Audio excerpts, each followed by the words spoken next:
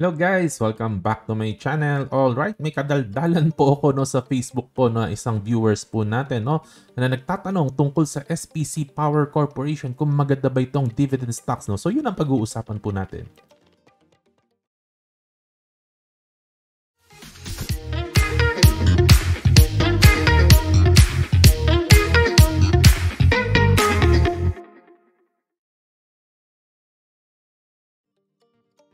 Welcome back. Ayan, maiksing daldalan lang po ito no, tungkol sa SPC Power Corporation. At dahil na-feature ko na po ito no, ng ilang beses po, no, medyo mababaw lang po ang analysis po natin ngayon. No? So bumili kasi ako kanina nito ng 200 shares at 9.30 per shares, no, or halagang mga 1,900 pesos. May mga butal-butal lang po tayong dividends. So namili lang po ako ng konting position po nito no, para meron lang sa portfolio at mapilitan akong silipin po ito from time to time. At of course, it doesn't hurt naman na makatanggap tayo ng dividends mula sa stock na to no. At tingnan po natin no. Kasi nga tinatanong, maganda pa ba yung SPC Power Corporation? This is a very high level at simple na take lang naman. Minsan no, sometimes no, it's good din no, if you don't overthink or if you don't overanalyze no, yung chill lang na analysis, yung simple lang, chill lang, relax, gano'n. So, okay. So, there is still, no, yung business po nila, they are still into, yung fossil fuel or yung mga traditional po talaga na power generation, no, may diesel, no, at hindi ko alam kung may coal hinahanap ko kanina may coal pero parang hindi nag-ooperate no. And then, they're also into power distribution. So, hindi na sila nag-generate, no? Kung sakali mag-shutdown na kanilang diesel plant, okay, kung sakali man, no? Meron pa rin naman silang distribution ng kuryente, no? Ayan. And, yan, meron din sila nitong KEPCO and Mactan, no? Ayan, so basahin na lang po natin. So, they're into power generation and also distribution po ng power. Kaya lang ang sad part no, talaga ito lungkot na lungkot ako nung nabasa ko na sa kanilang annual report no. Pagdating sa sa renewable, non-renewable energy spectrum, yung paghahanap ng bago opportunity, ang sabi nila dito, there is no immediate assurance yet that the group would have substantial and additional sources of income. So, ang lungkot nito parang no, parang yung management ng SPC. Ito matagal ko na kasi napapansin for 8 years na, no? Parang kung ako chill na investor, sila chill lang din. Parang chill lang yung management nila, no? Parang gusto nila i-optimize lang daw po yung current na business nila din. Parang hindi sila masyadong may urgency na maghanap ng new opportunities, no? Parang walang masyadong pangarap ang management nito, no? Although yung distribution solid the business, no? And in my opinion po, yung fossil fuel, matagal pong malaos po ito, no? Kasi unless magkaroon po talaga tayo ng nuclear, mahirap po talagang palitan itong mga fossil fuel, yung mga diesel and coal, no? Kasi hindi po ito kakayanin ng renewable without the technology po, without the technology ng storage. Kasi syempre, napaka-unpredictable po ng renewable energy. Hindi mo na predict yung wind and also lalo na yung solar, no? Sa araw lang may solar.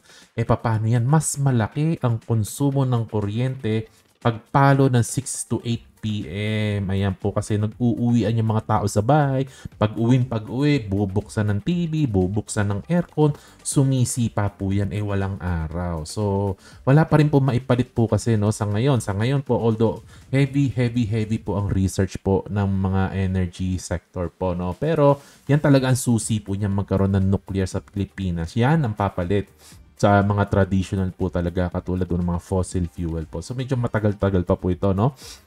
And this year, nagbigay po sila ng piso per share na dividend. So maganda po, no?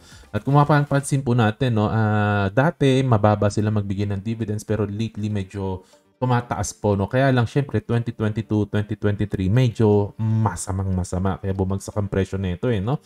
Alright. And sadly, kung titingnan po natin, no, parang hindi po sustainable po ang mataas na dividends po. Bakit? Kasi piso, no? So may 1.5 billion na outstanding shares. So ibig sabihin para makapagbigay sila ng piso, kailangan may pera sila na 1.5 billion. Kasi piso per share So kailangan mo rin ng 1.5 billion po, no? Ang average lang po nila na free cash flow every year is just 500 million. So hindi po kayang punuan ang dividends po na yan. It's more like kung 500 million, Parang 33 cents lang papalo po yun. Sustainable po na dividends, no? Ayan.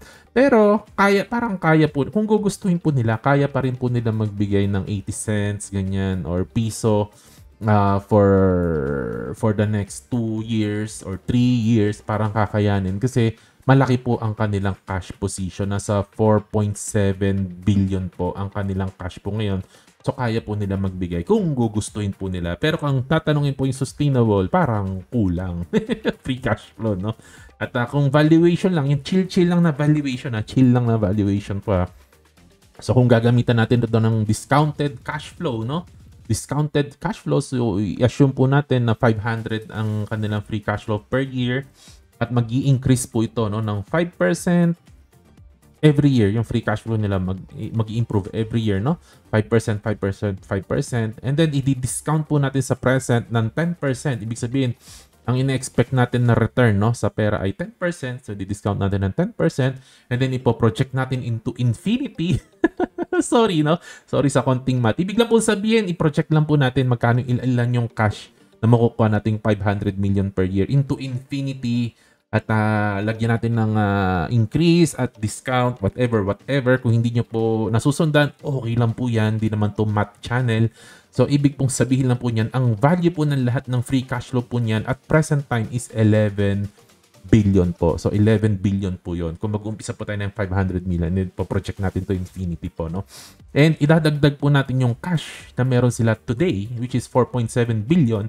So, ibig po sabihin, ang lahat-lahat ng cash na makukuha natin sa company na to ay 15.7 billion. So, i-compare po natin sa 13.6 billion na market capitalization niya ngayon, mura ng konting-konti, or we could say na fairly value po ito, no? At 10 pesos and below, pwede. Pero kung lalagpas ng 10 pesos and above, parang kailangan pag-isipan kung titirahin natin. Pero 10 pesos and below po tayo dito. Kaya bumili rin ako ng konti para masundan po natin. No? Sana, ako ang hope ko lang kay SPC, sana magising na ang management nito. Kasi lahat na nasa energy sector, nagmamadali, karera ng karera, unahan ng unahan. Pero ang SPC ay chill lang. Galing sa kanilang annual report po yan. Parang walang urgency. Chill lang tayo, guys. So, yun. Pero kung gusto niyo po ng excitement talaga and growth, no? At hindi more on dividends, pwede po tayong tumingin sa ibang power companies tulad po ng Aboitiz. Ayan. At hanggang dyan lang ang daltalan po natin ngayon. God bless po sa inyo. Happy investing. To God be the glory. Bye-bye.